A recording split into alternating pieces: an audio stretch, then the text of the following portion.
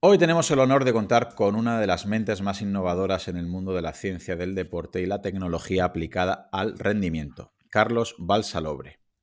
Carlos ha sido pionero en el desarrollo de herramientas como MyJump Lab, que ha revolucionado el modo en que los deportistas y entrenadores miden y optimizan el rendimiento en tiempo real.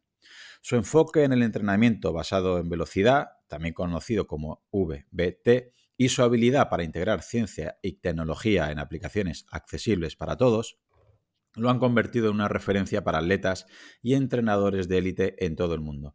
Muy bienvenido, Carlos. Muchísimas gracias por estar aquí con nosotros. Joder, vaya presentación. Muchas gracias a ti, Claudio. Sí, pero nada de lo que he dicho es mentira y me gustaría que la gente conociera tu perfil, tu persona, que yo intuyo que mucha gente ya te conoce. Es verdad que mi podcast y mi canal de YouTube pues es un poquito más global, ¿no? Que aquí, digamos, hablamos o intento hablar de salud, de psicología, de microbiota, Ujú. de nutrición, de entrenamiento, de fuerza, de velocidad. Y a lo mejor quizás tu perfil o tu persona no es tan archiconocida como en el mundo de entrenamiento puro y duro de la velocidad, del atletismo, de la fuerza, pero me gustaría que explicaras antes de nada para que entienda la gente la importancia, la utilidad que tiene la velocidad de ejecución en el entrenamiento de fuerza. Y muchas veces te leo y te escucho que a veces hablas del paralelismo, que igual que el corredor utiliza el pulsómetro para ver a la frecuencia cardíaca a la que va o al porcentaje del consumo máximo de oxígeno, que muchas veces cuando estamos hablando, por ejemplo, del entrenamiento de fuerza, a la hora de mover una carga, no aplicamos esa proporcionalidad y lo hacemos un poquito a oscuras. Explíquenos un poquito más este concepto y por qué es tan útil medir la velocidad o estimar la velocidad de ejecución, Carlos. Sí, efectivamente. A mí me gusta mucho usar ese paralelismo porque en el ámbito del entrenamiento de resistencia está como muy asumido, ¿no? Que hay una cosa que se llama frecuencia cardíaca, que tenemos muchos cacharros en el mercado, desde los más básicos, más baratos, hasta los más sofisticados que te permiten medir la frecuencia cardíaca, y que tú, si corres y te mides la frecuencia cardíaca, o corres o montas en bici o lo que sea, pues si vas a 120 pulsaciones, estás a una intensidad más baja que si vas a 140, o que si estás haciendo 60, y que eso es un porcentaje de tu máximo y que hay ciertas zonas de entrenamiento, etcétera, ¿no? Pues en el entrenamiento de fuerza hay una métrica que es la velocidad a la que nosotros realizamos el ejercicio, el levantamiento, cada una de nuestras repeticiones, que también permite estimar en qué grado de esfuerzo nos estamos moviendo con un grado de precisión muy alto.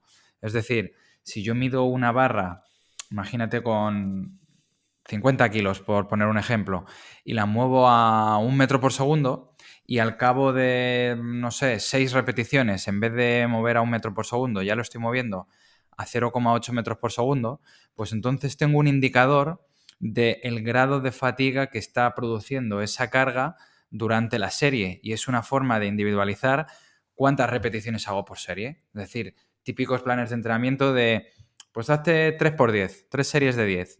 Pero bueno, ¿por qué 10? ¿Y por qué no 8? ¿Y por qué no 12?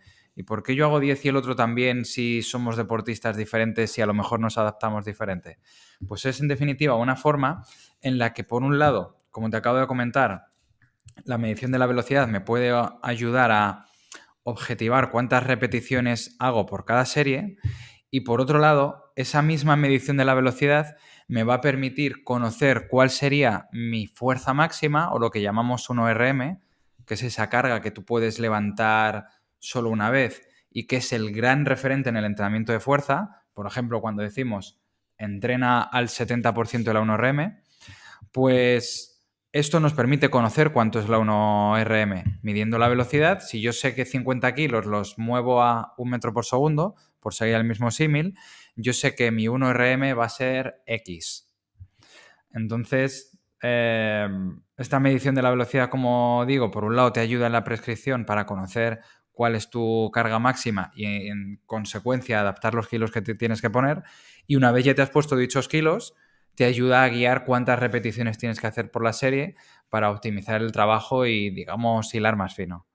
Ujú. O sea, podemos entender que tradicionalmente lo que se ha usado, sobre todo en el tema del gimnasio, es, pues para poner números enteros, has comentado si mi 1RM, si mi repetición máxima, es decir, con aquella carga que puedo hacer una repetición y la segunda no soy capaz de completarla, si levanto 100 kilos y a raíz de ahí empiezo a trabajar a mi 80%, sé que debo de levantar 80 kilos. Pero el problema que podemos ver comúnmente es que hay mucha variabilidad. Es decir, yo ese 1RM me lo saco el día 1 de marzo y el 3 de marzo, el 5 de marzo, el 7 de marzo, el 9 de marzo, es muy probable que ese RM vaya oscilando al alza o a la baja. Y utilizando los perfiles de velocidad, no haría falta medir ese RM, sino que mediante aplicaciones que ahora veremos, como la tuya o Encodes o otros dispositivos, podemos estimar ese 1RM y ver a qué velocidad estamos moviendo la carga, y así ya cada día podemos encasillar un porcentaje de velocidad con un porcentaje de RM.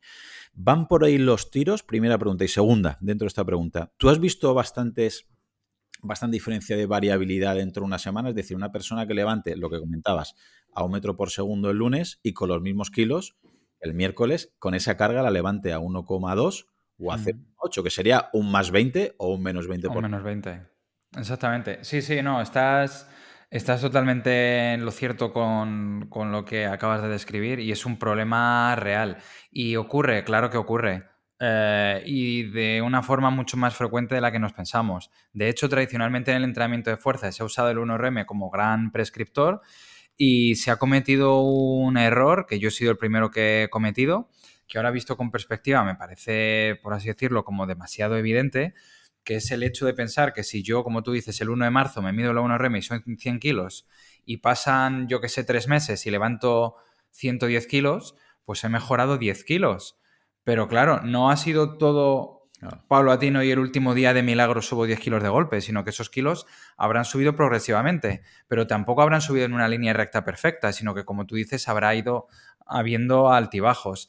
Entonces, en el caso concreto de la semana, del microciclo que llamamos, pues probablemente esas variaciones son todavía más pronunciadas. ¿Por qué? Porque si yo hoy hago un entrenamiento muy intenso y vuelvo a entrenar pasado mañana, no sería extraño que llegase a esa sesión de entrenamiento pues algún tipo de agujetas, dolor muscular, algún tipo de dolencia o exceso de fatiga. Y entonces es muy común esto que acabas de comentar. Hoy la barra parece que pesa más que el otro día y efectivamente se ven fácilmente esas diferencias en velocidades. Quizás poniéndonos quisquillosos, no tan grandes de cambiar de un día para 2 días para adelante un 20 o un 30% de diferencia, pero sí a lo mejor cambiar un 10% de diferencia, que no es algo menor. Quiero decir, que no es lo mismo levantar 80 kilos que 70 kilos, por ejemplo. Entonces, sí, es algo muy común y que efectivamente el tema de la velocidad de ejecución se ha diseñado precisamente para solucionar esta problemática, porque lógicamente la solución de bombero, que sería hacer test de 1RM todos los días que yo voy a entrenar, pues es ilógico por muchos motivos. Sí, sí, hay que comprender que eso es completamente imposible y incluso Claro. hacerlos semanalmente, la problemática de lesión y de una ejecución incorrecta y al final tenga repercusiones negativas para el entrenamiento es abismal. Para que lo entienda la Claro. audiencia, dándole la vuelta a la moneda, sería una persona que va a hacer sentadillas, que quizás él piense que su 1RM son 100 kilos, y entonces si tiene que hacer, me lo invento, con 75%, se pone 75 kilos a priori. De esta manera se pone directamente 75 kilos ese día, obviamente puede calentar, va a hacerlo bien, y mide la velocidad de ejecución que está realizando. Y con esa velocidad de ejecución, bien, ahora iremos a ver si es el encoder, un acelerómetro, es tu aplicación o cualquier tecnología que utilicemos, según a la velocidad que ha levantado esa carga, puedes intuir, puedes estimar si eso realmente es tu 75% o quizá ese día, por lo que sea, es lo que has comentado, es tu 70 o es tus 80. En el caso que fuera tu 70, tendría sentido incrementar la carga por si era tu objetivo y querías levantar el 75% y ese día, por H o por B, necesitas incrementar porque quieres tu 75% y la velocidad, así te lo marcaba, o al revés, ese día lo levantas más lento por H o por B, con lo cual tampoco te valdría levantar esa carga porque ese día te supone más esfuerzo, tendrías que bajarle la carga para que la velocidad sea la que mandara. ¿En este sentido sería cómo tendría la aplicabilidad en el entrenamiento de fuerza? Sí, absolutamente. Con un pequeño matiz, que sí que es cierto que lo ideal no es hacer esta medición directamente con la carga de entrenamiento diana. Es decir, si yo quiero entrenar, siguiendo tu ejemplo, al 75% de la 1RM, probablemente en una de las cargas de aproximación de calentamiento, por ejemplo, un 65%, pues mediría la velocidad con dicha carga y esa carga es la que yo usaría como referencia para... Es la que usaría yo como referencia para guiar el entrenamiento. Es decir, si con el 65% de la 1RM yo sé que estoy moviendo, me lo invento porque depende del ejercicio y Sí, depende de la persona y tal, pero imagínate a, yo que sé, a 0,7 metros por segundo o 0,75 o 0,80, lo que a cada uno le dé, sí. pues si, por ejemplo, si son 0,7 metros por segundo, el 65% de la 1RM, si yo siempre antes de entrenar me mido esa velocidad con esos mismos kilos, pues el día que en vez de ser 0,7 metros por segundo sea 0,75, sé que estoy siendo capaz de aplicar más fuerza. Y por lo tanto, ese día mi 1RM es más alto y por lo tanto me tocaría, para trabajar en el porcentaje que yo he deseado, pues meter más kilos a la barra. Y a la inversa exactamente lo mismo. Ujú.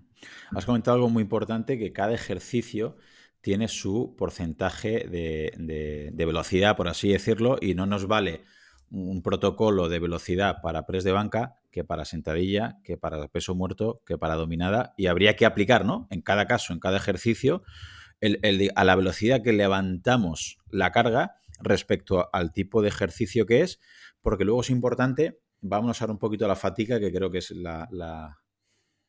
me parece que es el punto de inflexión más importante en el mundo, eso ya es opinión mía, del rendimiento, Mm, bueno, y casi me apuro de la salud, que sí, es cómo poder cuantificar la fatiga, que me parece todavía súper complejo, pero sí. honestamente con la velocidad me parece una manera, y junto con la percepción subjetiva, ¿no? Y con las repeticiones en recámara, me parece un tridente muy bueno para poder ver la fatiga. Entonces, vamos al lío. Si una persona está haciendo sentadilla y a priori tendría que estar haciendo, vamos a inventarnos, a ese metro por segundo que comentábamos, y a lo mejor le dices, bueno, yo quiero que cortes la serie, no quiero que hagas 6 o que hagas 8 o que hagas 10 o que hagas 12, quiero que hagas hasta que pierdas tanta velocidad, que puede ser un 10, un 15, un 20%, ahora nos comentas tú, y a raíz Sí. de ahí quiero que cortes porque ya empieza a haber fatiga y ya van a empezar a haber adaptaciones que no queremos, o las adaptaciones que estás buscando no se van a conseguir, o va a haber mucha fatiga y hay riesgo de lesión, o hay riesgo que no se haga bien el gesto técnico, o hay otras cosas que influyen. ¿Hasta qué punto? Sé que no hay que hacer dos preguntas en una, pero tengo ese grande error. ¿Hasta qué punto es importante determinar, porque eso lo veo alguna vez, es decir, coger cada perfil de ejercicio y decir, no, el press de banca tiene sus velocidades, las sentadillas sus velocidades, las dominadas sus velocidades, el peso muerto sus velocidades, y hasta qué punto sería importante, más que para prescribir la carga, que también, como acabas de decir, sino para ver el porcentaje de fatiga, el porcentaje de pérdida de velocidad y pararnos ahí y marcar un umbral.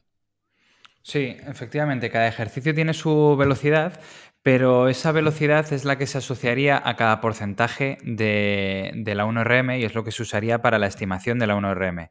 Es decir, por ejemplo, la 1RM en press de banca se mueve a 0,15, 0,17 metros por segundo y en sentadilla pues a casi el doble. Entonces los porcentajes de cada velocidad fija son diferentes. No es lo mismo Claro, 0,5 en press de banca que 0,5 en sentadilla. claro. Representan esfuerzos diferentes. Pero lo que tú hablas, dentro de una misma serie, el porcentaje de pérdida, pasar de 0,8 a 0,6, representa un mismo porcentaje que pasar de 0,5 a 0, ¿me entiendes? Sí, sí, sí. Entonces, por ejemplo, prescribir un 20% de pérdida de velocidad es lo mismo, digamos, a priori es el mismo grado de fatiga, ya uses un ejercicio u otro. O sea, que dentro de lo que es, una vez hayas estimado tu 1RM, dentro de lo que es la serie, uses el ejercicio que uses, el uso de los umbrales de pérdida de velocidad es efectivamente una herramienta cada vez más utilizada para prescribir el grado de fatiga. Yo estoy contigo en la importancia de la fatiga y de hecho siempre suelo comentar a los alumnos y tal que entrenar es tan fácil y tan difícil Ujú. como, o sea, es fácil de decir y difícil de hacer, ¿no? Pero el concepto en sí mismo, si lo simplificas al máximo, es básicamente gestionar en una balanza la fatiga y la recuperación. O sea, si fatigas mucho y recuperas poco, no te adaptas, pero tampoco te adaptas si recuperas mucho y te fatigas muy poco. Entonces, encontrar ese punto óptimo es complejo, hay muchos sistemas que podemos fatigar, hay diversas vías de la fatiga y de hecho lo que es el concepto de fatiga que se puede entender como la pérdida de capacidad para aplicar fuerza, realmente al 100%, por lo multifactorial que es, aún en día, o sea, aún hoy en día ni siquiera se conoce, ya te digo, al 100%. Pero, por ejemplo, desde el punto de vista del entrenamiento de fuerza y la gestión de la pérdida de velocidad, es sin duda una herramienta que nos ayuda a controlar ese grado de fatiga y a objetivarlo en la mayor medida posible. Ujú. ¿Te atreverías a poner algún número redondo a esa pérdida de velocidad?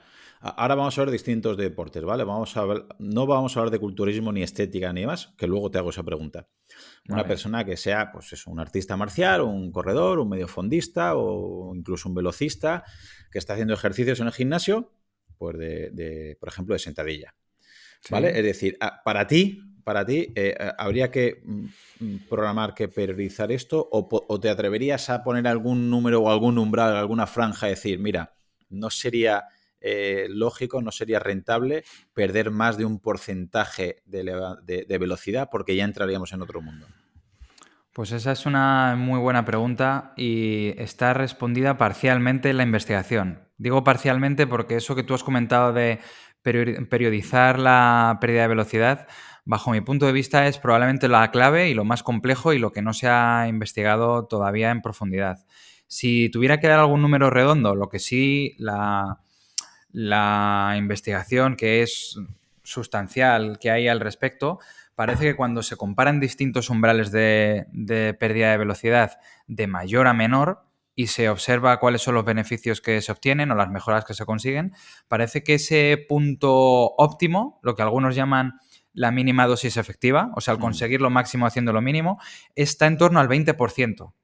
Entonces, el 20% de pérdida de velocidad parece dar los mismos beneficios en ganancia de rendimiento neuromuscular, pues mayor capacidad de salto, mayor capacidad de sprint, mayor producción de fuerza, etcétera, que tener umbrales más altos. También se han estudiado umbrales todavía más bajos, incluso entrenar perdiendo un 0% de velocidad, y eso se ha demostrado pues ya menos eficaz. Acuérdate lo que te comenté antes, que lo de fatigar y recuperar, ¿no? Que si te Ya. fatigas demasiado poco, pues claro, un porcentaje de 0% de pérdida de velocidad pues supondría un porcentaje muy pequeño de repeticiones dentro de una serie. Prácticamente sería hacer nada.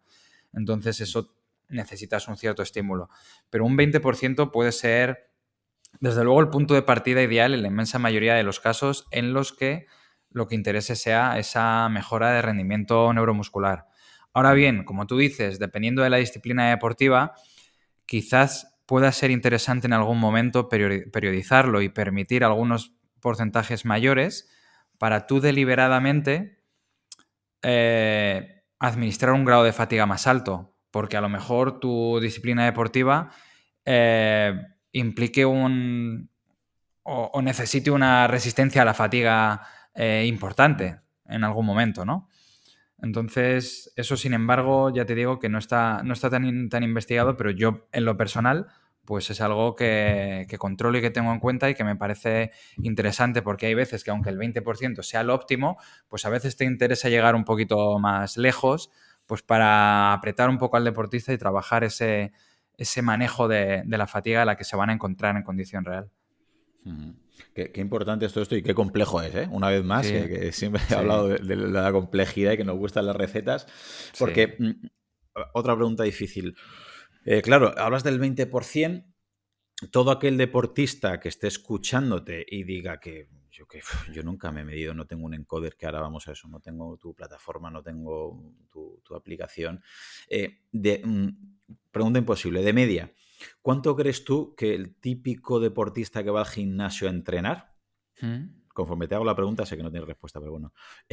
¿Crees tú que a qué porcentaje aprox suele llegar una persona que de esto no sabe nada, pero va al gimnasio a nivel un poquito por percepción subjetiva y se pone a hacer las sentadillas un poco a su bola, hablando con el colega, con el otro atleta, porque ha visto una revista o le ha enviado su entrenador clásico, ¿vale? Un Word, una tabla Sí.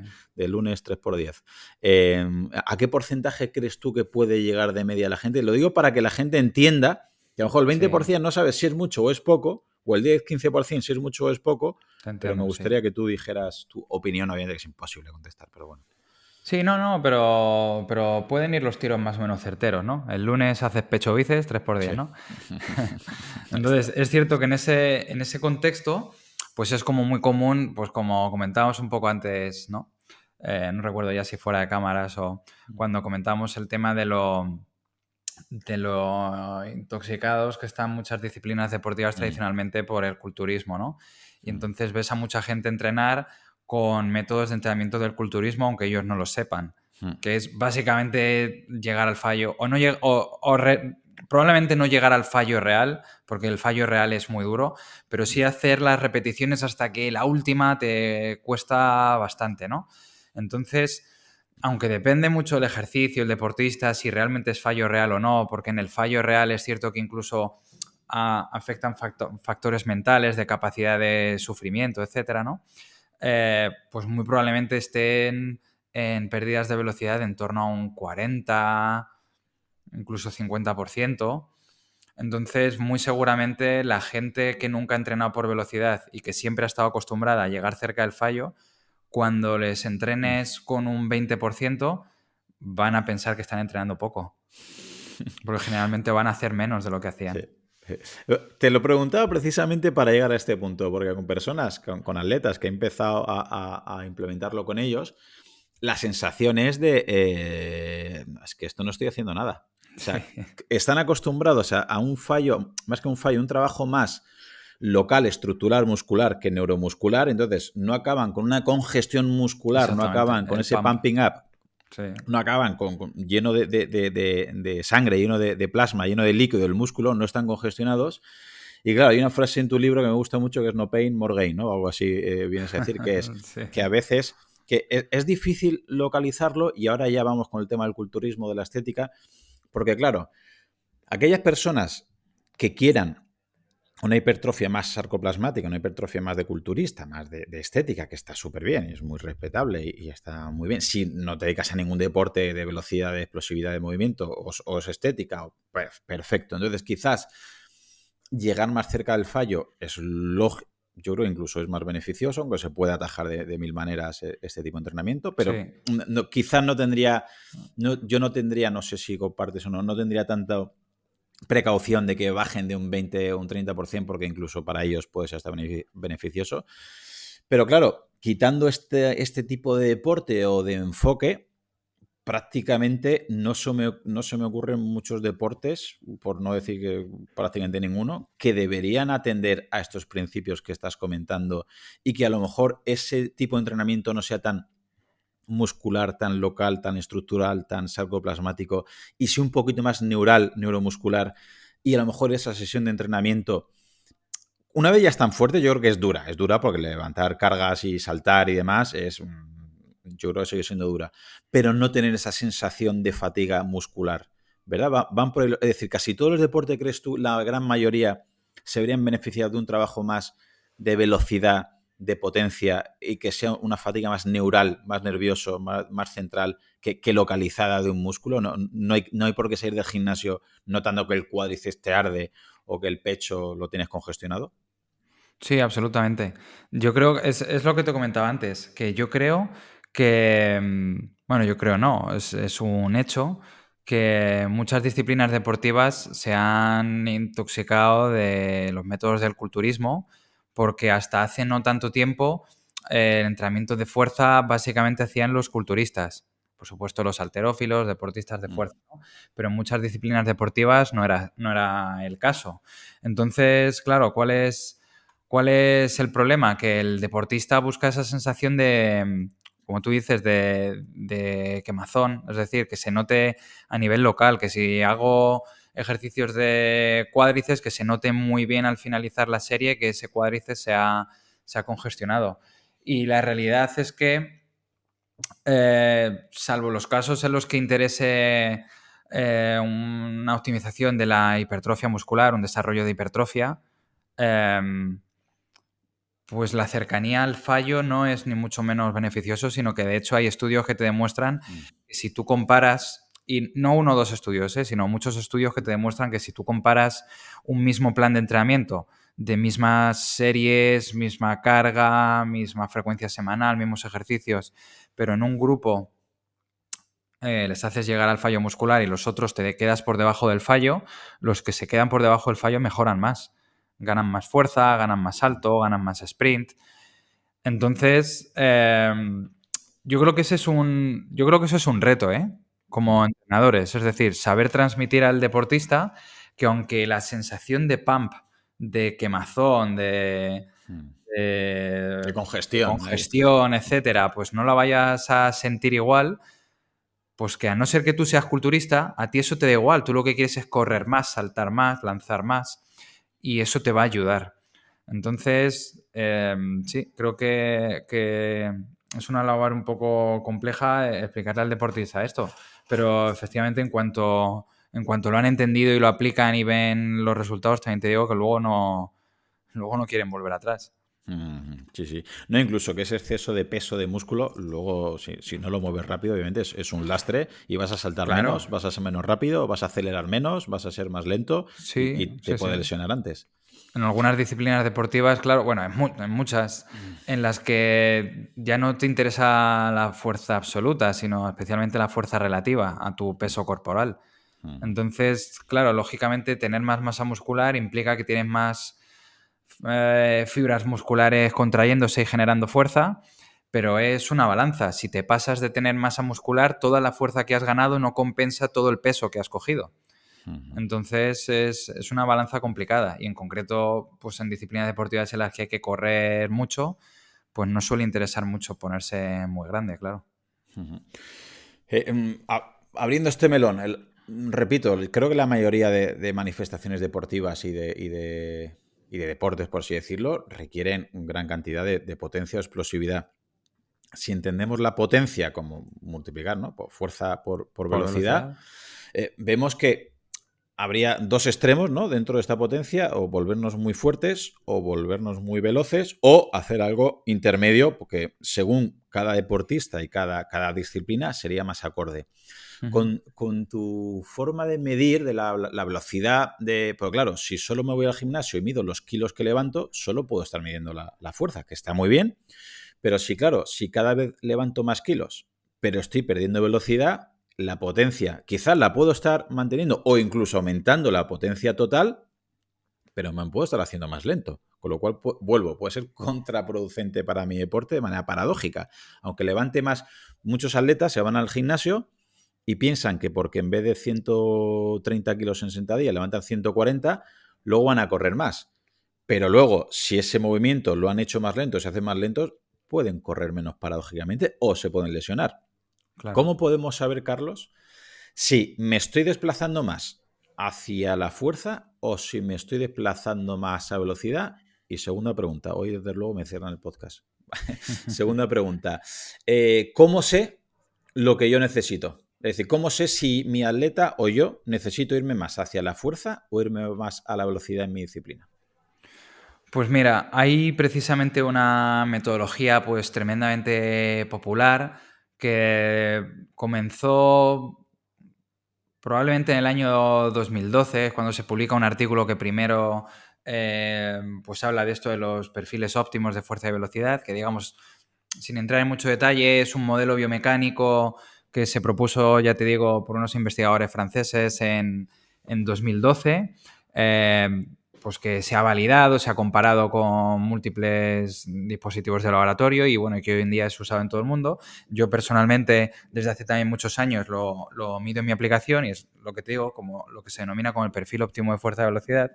Y básicamente este método lo que permite es justo lo que tú has comentado, conocer si tu deportista en esa combinación que es la potencia, que es a qué fuerza produces qué velocidades o a qué velocidades produces cuánta fuerza, es la combinación de fuerza y velocidad, pues es este método, el del perfil de fuerza-velocidad, te dice cuál de esas dos cualidades, la fuerza o la velocidad, deberían ser priorizadas en el entrenamiento. Entonces, es un test que en este caso, a efectos prácticos, pues es sencillo de realizar, que consiste en hacer saltos verticales incrementales de menos a más kilos. El salto sin kilos sería, por decirlo de alguna manera, el que representaría tu expresión de capacidad de producir máxima velocidad. Y el salto con muchos kilos sería el que representaría tu expresión de producir altos niveles de fuerza. Y lo de en medio, pues por ahí en medio estaría la potencia máxima. Entonces, viendo todo ese perfil y qué forma tiene tu perfil, si es más inclinado hacia arriba, significará que eres más predominante de altos niveles de fuerza. Si es más inclinado hacia abajo, significará que eres más inclinado a altos niveles de velocidad. Y eso te permite objetivar y cuantificar si tiene más sentido para este deportista irte hacia el lado de la fuerza o hacia el lado de la velocidad. Pero al margen de esto, que es una herramienta, digamos, por decirlo de alguna manera, de testeo que te ayuda a establecer un plan, luego, lógicamente, lo ideal siempre es testearlo y punto. Es decir, no hacer un test, estar un mes entrenando con dicho test a ciegas y luego al acabar el plan de entrenamiento medir y decir, hostia, que al final en realidad esto ha sido malo. Sino que poco a poco, idealmente semana a semana, aunque sea con test muy básicos, un simple salto vertical o un simple sprint. Pues si yo, por ejemplo, mi test del perfil óptimo de fuerza-velocidad me dice que tengo que centrarme muy mucho en la zona de fuerza, pero voy haciendo test cada semana y veo que a las 2-3 semanas mi CMJ, mi salto vertical, no para de bajar o mi sprint no para de perder velocidad, pues entonces algo estoy haciendo ahí y tengo que recambiar el plan. ¿Me explico? Entonces, ¿tenemos métodos para saber si tengo que irme más hacia la fuerza o a la velocidad? Sí, lo tenemos, pero el mejor método para saber si algo está funcionando, pues es realmente medirlo.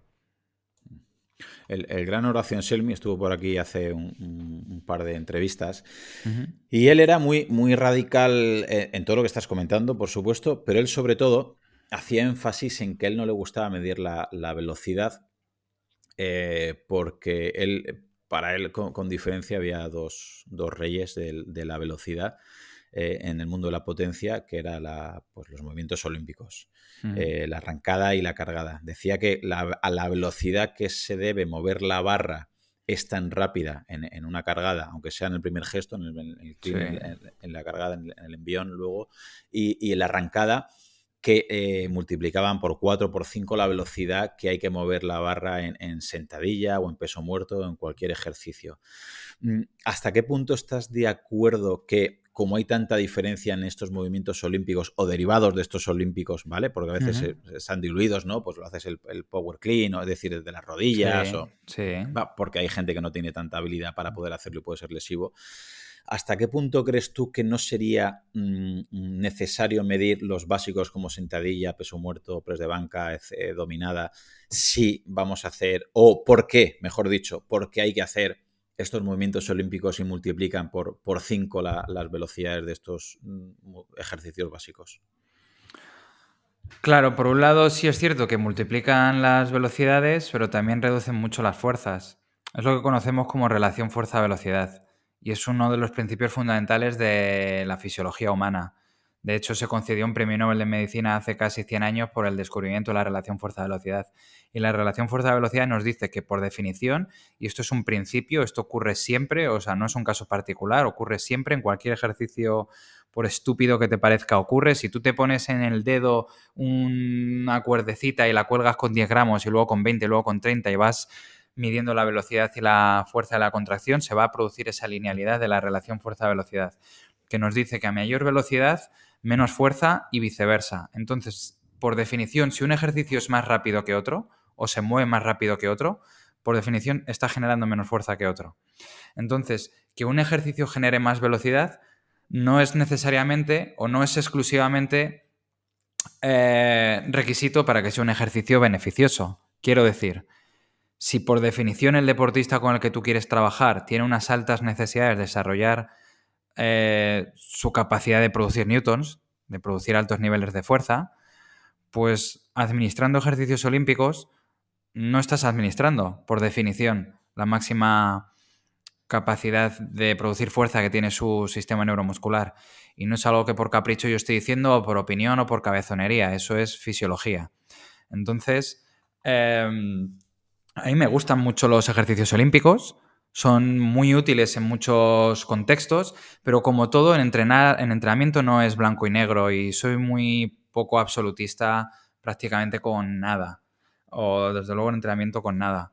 Entonces, decir que los ejercicios olímpicos son los mejores en todos los casos, yo humildemente pienso que es un error.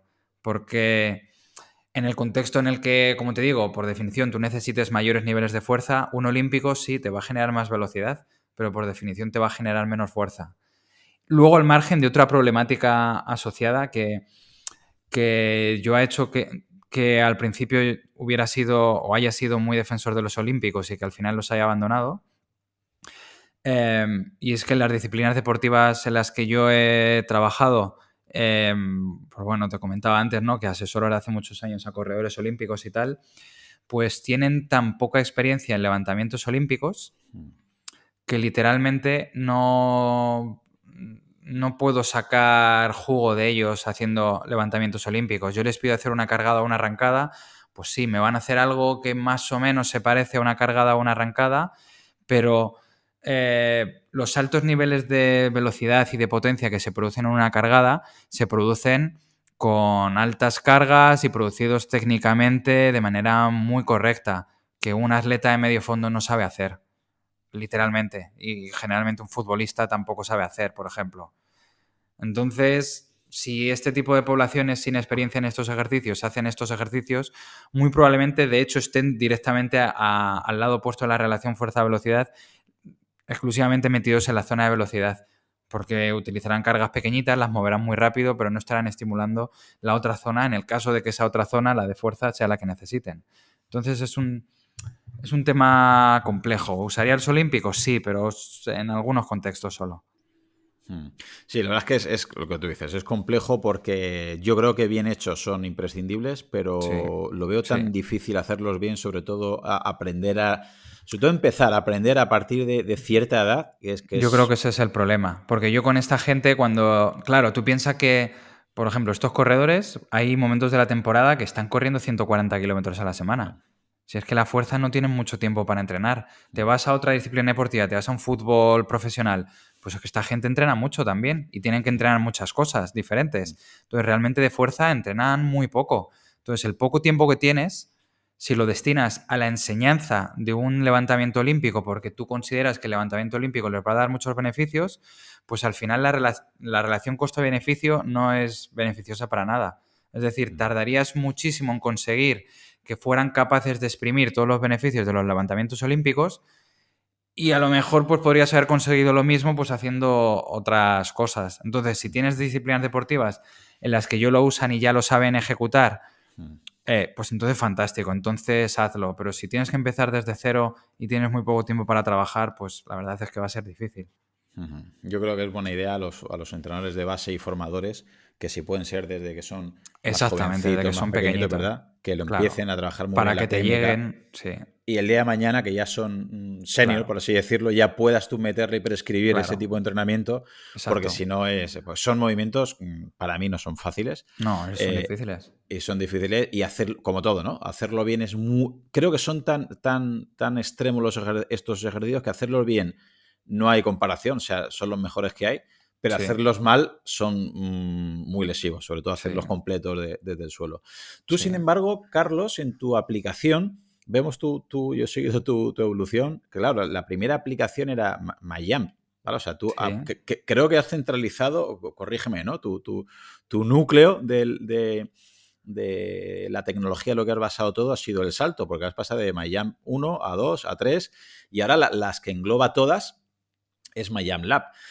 ¿Por qué el salto vertical parece, o por lo menos desde fuera, parece que es el eje central de lo que gira en torno a todo el rendimiento, Carlos? Pues sí, efectivamente decidí llamar a la aplicación primero MyJump y de ahí la he ido evolucionando y he ido, al margen de que he ido sacando funciones para medir cosas muy diversas, velocidades de levantamiento en pesas o técnica de carrera o sprint o bla, bla, bla, pues sí es cierto que sigue siendo la pieza central porque es literalmente el test más usado del mundo. Es decir, un test de salto vertical tiene todo lo que tiene que tener un test para que sea tan popular, que es, por un lado, que te dé información relevante, que sea rápido, que sea no invasivo y que sea sencillo. Entonces, tú puedes medir un test de salto vertical y tener una muy buena idea de la capacidad de rendimiento neuromuscular de tu deportista. Hay estudios que te comparan o que te analizan la relación que tiene el salto vertical con capacidades físicas muy diversas, desde, por supuesto, la capacidad de salto en condición real o la capacidad de sprint o la fuerza en sentadilla o el lanzamiento de un objeto. Por ejemplo, en el mundo del golf ahora están usando el salto vertical un montón porque salió un estudio hace cosa de un año o algo así que demostró que lo lejos que le pegabas a la bola o lo lejos que llegaba la bola cuando tú le pegabas estaba tremendamente relacionado con el impulso que eras capaz de generar en el salto vertical, porque al final la fuerza la hagas con tren inferior o con tren superior, si tus pies están en el suelo, lo transmites primero desde el miembro inferior hasta el miembro superior. Entonces está tan relacionado con el rendimiento neuromuscular que cumple un check de información que quiero que me dé un test. Ahora, otro check muy importante es que se haga muy rápido. Es decir, tardas literalmente un segundo en hacerlo. Un test de 1RM, por ejemplo, tardas bastante. Otro check importante, que sea no invasivo. Tú puedes hacer un salto vertical todos los días, varias veces incluso, y no te va a pasar nada. No se me ocurre ningún otro test que puedas hacer todos los días varias veces y no te vaya a pasar nada. Yo qué sé, imagínate hacer 1RM todos los días, o un V2 más todos los días, o un Wingate todos los días, o un sprint máximo de 50 metros todos los días. Y por otro lado y por último, es muy sencillo a nivel logístico. No necesitas ningún laboratorio ni necesitas grandes espacios. Tú ahora mismo ahí en tu sala, yo aquí en el despacho, me echo un poco para un lado y pego un salto y me lo he medido.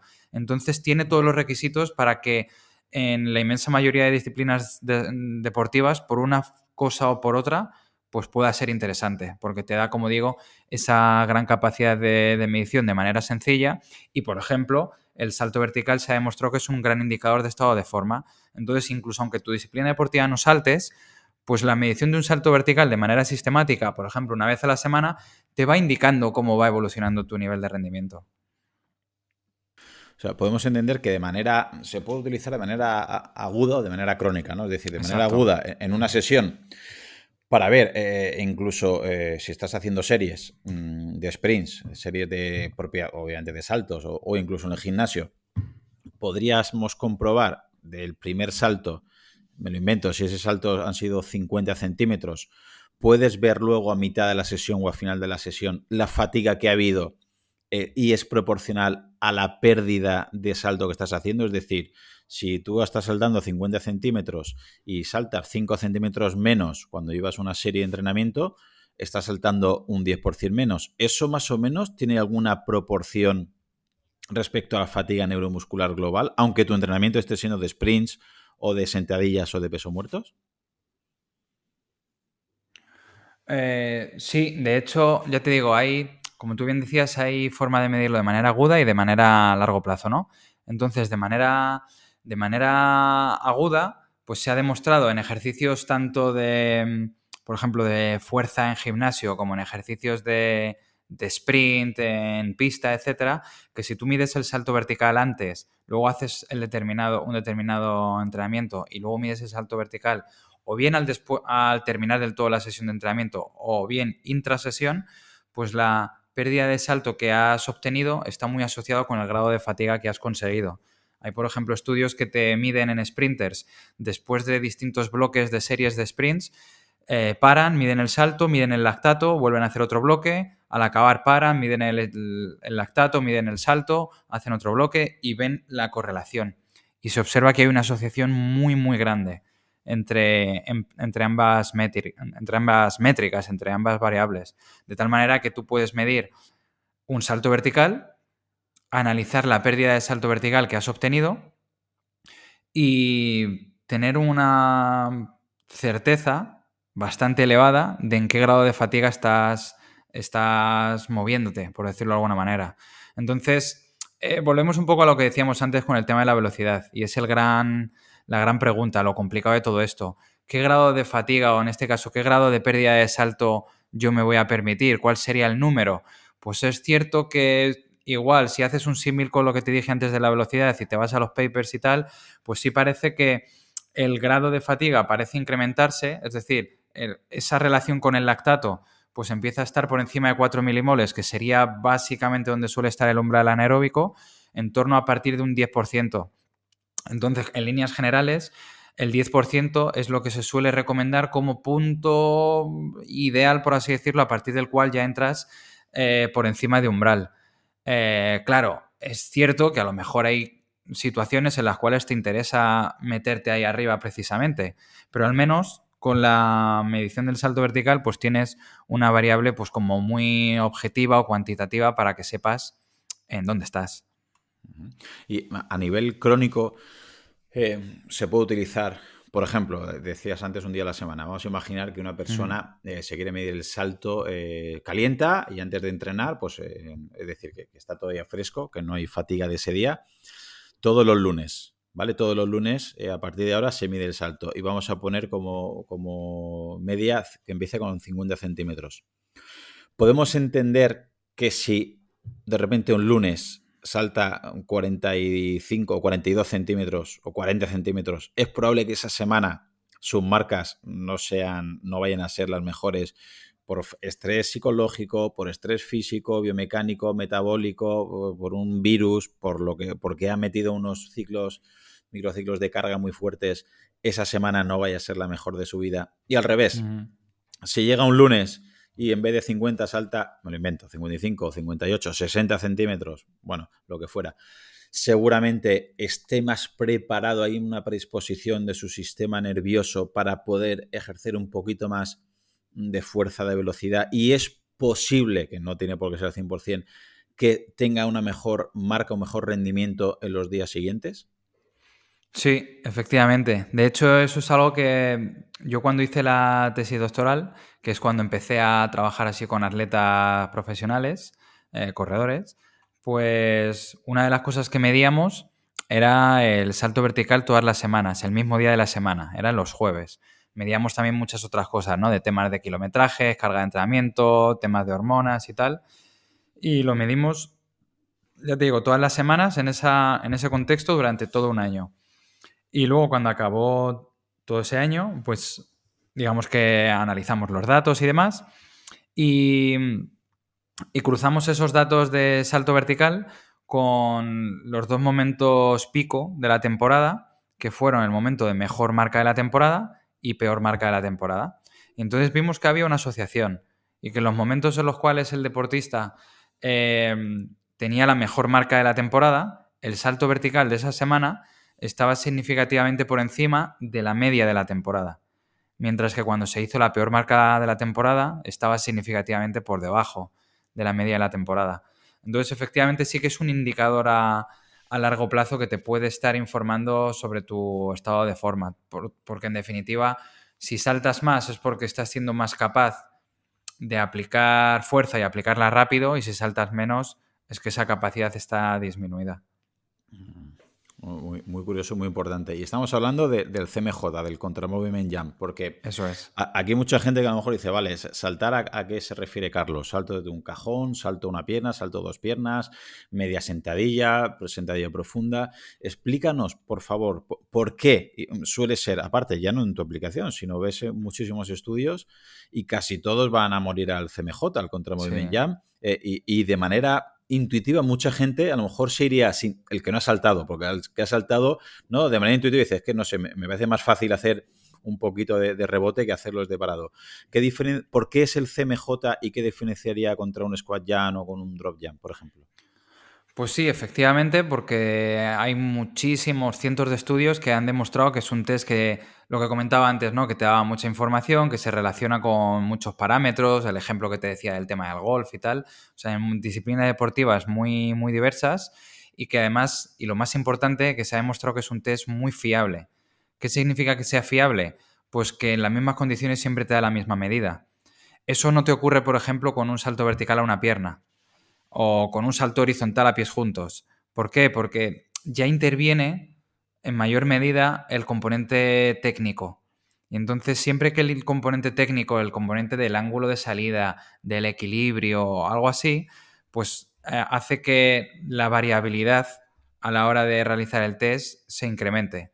Entonces, si tú haces un salto de, yo que sé, a pies juntos horizontal 3 veces, las 3 veces vas a saltar distinto, más o menos parecido, pero con una diferencia que muchas veces es grande. En un salto vertical CMJ con contramovimiento, si tú saltas 3 veces, o sea, haces un salto máximo, descansas, yo que sé, 10 segundos, y luego otro, va a haber milímetros de diferencia. Entonces, que un test sea tan fiable es ideal porque te permite detectar cambios a lo largo del tiempo. Imagínate que un cambio sustancial en el rendimiento implica mejorar un 10%, que dependiendo del deporte un 10% es mucho. Pues si tú saltas 40, el 10% es 4 centímetros. Claro. Entonces, pasar de 4 a 44 sería ese incremento del 10%, ¿no? Ahora, imagínate que tú en vez de usar el CMJ, que la diferencia entre un salto y otro es pequeñísimo porque es un test muy fiable, imagínate que haces un salto a pies juntos, que a lo mejor la diferencia entre un salto y otro son, yo qué sé, me lo invento, 9 centímetros. Pues entonces, claro, si la diferencia en el rendimiento son 4 y Claro. el margen de error de tu test son 9 centímetros, a tu test se le escapa el cambio en el rendimiento que se ha producido. Entonces, por ese y por muchos otros motivos, para estandarizar, por obtener los datos más fiables, más reproducibles y más asociados con el rendimiento, se usa el CMJ, porque es un test que aísla perfectamente el tren inferior. Para el que no lo sepa, estás de parado, de pie, manos en cintura y bajas y subes tratando de saltar lo más rápido posible. Entonces, probablemente por eso es por motivo por el cual es el test más usado y más confiable. Además de eso, se pueden ver otros aspectos, por ejemplo, gracias a que está, luego la aplicación lo ves en cámara lenta, puedes ver, por ejemplo, que siempre es bastante común que un pie despegue antes que el Antes que el otro. otro, A sí, la hora de aterrizar, también un pie aterriza antes sí, que el otro. Una vez han aterrizado, vemos que muchos deportistas, de manera evidente, la rodilla se va hacia adentro, ¿no? Lo que se llama engenovalgo, que ya te puede dar información de que a lo mejor no hay buena dorsiflexión de tobillo o el sí. glúteo no está estabilizando bien. Todo esto son informaciones que a nivel cualitativo nos puede dar. Por ejemplo, si alguien ya empieza a utilizar tu aplicación y ve que un pie despega de manera simétrica bastante marcado antes que el otro o que recepciona antes que el otro, ¿qué posibles explicaciones podrían haber detrás de esto? ¿Te refieres a nivel Sí, sí, biomecánico o si hay algún... a nivel biomecánico, ¿por dónde recomendarías que sigan investigando? Sobre todo, yo creo que sea 100% simétrico, yo creo que es casi imposible Casi imposible, sí. o imposible, pero sí hay gente que es muy marcado, que un pie ya Sí, está en el aire completamente y el otro no está el metatarso. sí. Entonces, ¿por dónde recomendarías que indagaran si en el aterrizaje o en el despegue hay mucha diferencia o incluso a veces en el aire se ve, ¿no? Que hay un pie Sí, mucho más sí. abajo que el otro? ¿Por dónde podrían investigar? Pues fíjate, yo probablemente me centraría, a no ser que fuera una diferencia gigantesca en el despegue, yo probablemente me centraría en el aterrizaje, que es realmente donde ocurren los problemas, por así decirlo. Es lo que produce la lesión, un mal aterrizaje. Eh, porque no se absorba la fuerza bien, porque no se recepcione bien, porque se dorsiflexione poco y eso suba la rodilla y se incremente el valgo y entre en problemas las estructuras. Entonces, especialmente cuando grabas además en cámara lenta, tú cuando grabas en cámara lenta y ves la recepción de un salto, se ve muy bien cómo se meten las rodillas hacia adentro en el caso de que el deportista tenga esa problemática. O sea que incluso a nivel visual, ya te digo, a no ser que sea muy exagerado en el despegue, me centraría sobre todo en ver cómo aterriza, porque te puede dar mucha información. Ujú. Otro test que tienes dentro de la aplicación es el de saltos repetidos, Sí. que se trata de hacer durante 15 segundos, ¿no? Saltos y se va viendo la pérdida de altura que va teniendo el atleta. ¿Para qué perfil de deportista sería interesante este tipo de prueba y qué información te da, Carlos? Pues mira, técnicamente lo que mide es lo que se llama índice de fuerza reactiva, en inglés RSI, que es como aparece en la aplicación. Y entonces mides no solo la altura de cada salto, sino la altura y los tiempos de contacto, porque saltas, contactas, saltas, y entonces la diferencia entre lo que saltas y lo que contactas es ese índice de fuerza reactiva. Son 10 saltos y entonces básicamente lo que se hace es coger los 10 saltos, de los que tienen más fuerza reactiva de esos 10 saltos se cogen los 5 mejores y de ahí se saca una media y tal y te da un valor, ¿no? Entonces eso es especialmente relevante para aquellas disciplinas deportivas en las que se hacen sucesiones de esfuerzos intermitentes, como puede ser un baloncesto especialmente, como puede ser un fútbol. Entonces, en ese tipo de disciplinas deportivas en las que hay esfuerzos de alta intensidad de manera intermitente, pues este tipo de test son, la verdad es que bastante interesantes. Hay bastante investigación al respecto y por eso pues lo metí también como uno de los test importantes de la aplicación. Ujú. Tienes otra vertiente dentro de la aplicación, ¿no? Como es la medida de la amplitud de movimiento, otra para medir Sí, el sprint, la técnica carrera. Y hay una que sí, me hace, me resultó muy curioso descubrirla, que te centras un poquito específicamente en el cool nórdico, en los isquios, sí. ¿vale? Un ejercicio que súper poca gente que yo conozco lo hace, o mejor dicho, o es capaz de hacerlo. ¿Por qué le das tanta importancia a este ejercicio y a este músculo para dedicarle una aplicación en exclusiva y poder medir esto, Carlos? Pues porque a pesar de que las lesiones en concreto de isquiotibiales son muy multifactoriales y hay muchas cosas que entran en juego, sí es cierto que hay mucha investigación que te demuestra que el trabajo con este ejercicio, con el curl nórdico, es un ejercicio que trabaja mucho la fuerza excéntrica de isquiotibiales, pues ha demostrado en muchos estudios reducir la incidencia de lesiones en isquiotibiales, que en algunas disciplinas, como por ejemplo el fútbol, es la más prevalente.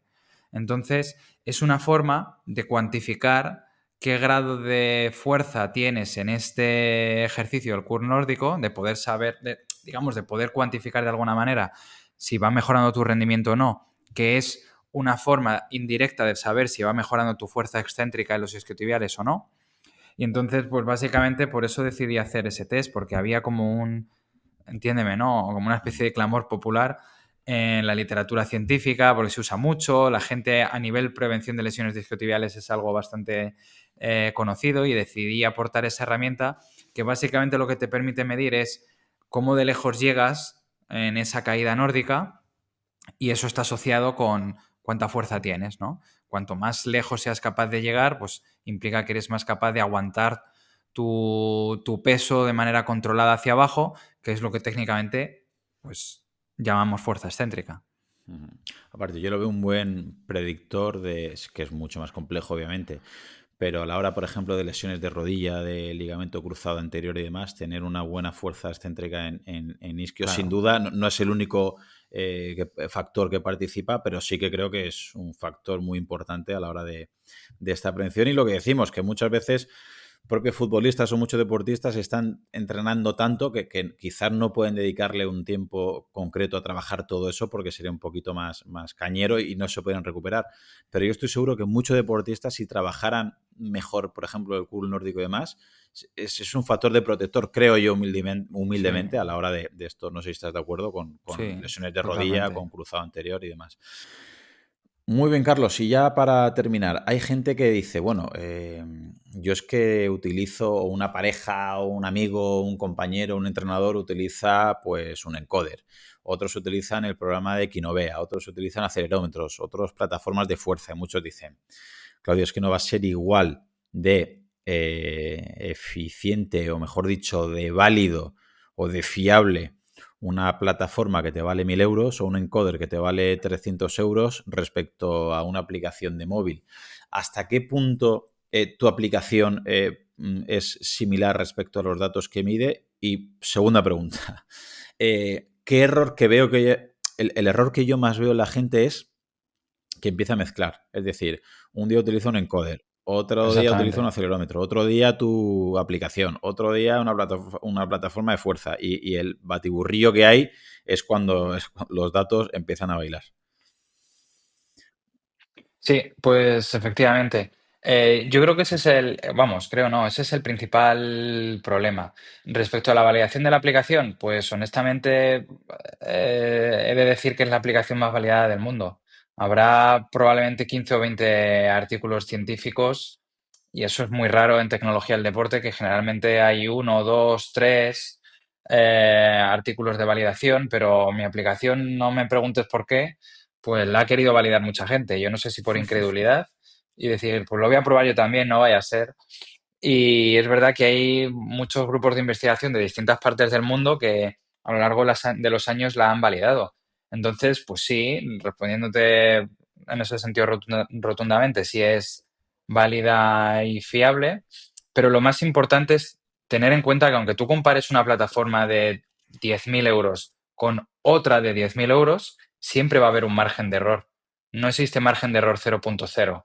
Lo realmente importante es que ese margen de error, pues lógicamente, sea lo más pequeño posible y que sea siempre el mismo, que eso es lo que te permitirá medir cambios a lo largo del tiempo. Eh, y luego, habiendo tenido todo esto en cuenta, lo que sí que realmente es más importante es lo que tú has comentado de no mezclar, porque como cada dispositivo tiene su propio margen de error y demás, es lo que te digo, aunque tú tengas una plataforma de 10.000 euros de una marca y otra de 10.000 euros de otra marca, no uses un día una y luego otra, porque van a medir cosas con cierto margen de error. Por eso, idealmente, sé consistente con la tecnología que estás usando. Completamente de acuerdo. Muy bien, Carlos. Pues hasta aquí la entrevista, que el tiempo sé que ya se te acaba. Entonces, ¿nos podrías decir dónde te podemos encontrar a aquellas personas que le interese tu trabajo, tu aplicación, dónde la podían encontrar? Claro, pues básicamente buscando Carlos Balsalobre me vais a encontrar en todos sitios, en X y en Instagram intento estar ahí activo compartiendo pues tanto cosas de la aplicación como visiones mías sobre el entrenamiento o nuevos estudios o lo que sea. Y respecto a la aplicación en sí misma, bueno, de hecho, si en el buscador en vez de poner My Jump Lab pones Carlos Balsalobre, también te va a Vale. aparecer porque estoy vinculado como desarrollador en el nombre, ¿no? Entonces, o buscando My Jump Lab en Android o en Apple o buscando mi propio nombre, pues ahí encontraréis, digamos, todo. Estoy a la luz del día, no estoy escondido, es fácil encontrarme en todos sitios, así que simplemente poniendo el nombre, por ahí veréis las cositas que voy Muy haciendo. bien, Carlos. Pues ha sido un placer que te pases por aquí. Te mando un abrazo muy fuerte. Igualmente, otro para ti.